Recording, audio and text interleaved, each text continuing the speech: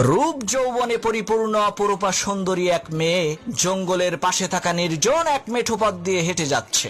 এমন সময় হঠাৎ করে প্রচন্ড বেগে ঝড় শুরু হয়ে গেল। তখন সেই মেয়েটি দেখতে পেল দূরে একটা ঘর দেখা যায়। এই ঝড়ের কবল থেকে বাঁচার জন্য মেয়েটি ওই ঘরের দরজায় কড়া নেড়ে সাহায্য চাইল।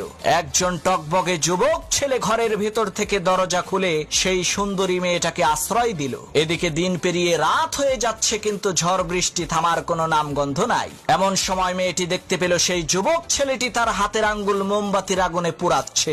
এই দৃশ্য দেখে মেয়েটি প্রচন্ড পরিমাণে আশ্চর্য হয়ে বলতে লাগলো, হায় হায় সর্বনাশ, এটা কি মানুষ নাকি অন্য কিছু?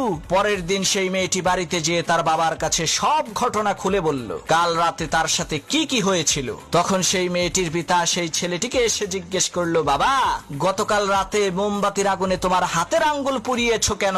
তখন সেই ছেলেটি বলতে লাগলো, চাচা, প্রচন্ড ঝড়ের রাতে আমার এই নির্জন ঘরের মধ্যে আপনার সুন্দরী মেয়েটাকে দেখে আমার মনের মধ্যে কুপ্রবৃত্তি চলে আসলো। তখন আমি আমার হাতকে মোমবাতির আগুনে পুড়িয়ে মনকে বোঝালাম, ওরে মন, এই দুনিয়ার সাধারণ আগুনই তো তুমি সহ্য করতে পারো না, তাহলে জাহান্নামের ওই কঠিন আগুন তুমি কিভাবে সহ্য করবা? ছেলেটির এই সততা দেখে লোকটি বলল, বাবা, একটা রাত তুমি ধৈর্য ধারণ করেছো, তার বিনিময়ে আল্লাহ রাব্বুল আলামিন সারা জীবনের জন্য আমার এই সুন্দরী মেয়েটাকে তোমার করে দিল।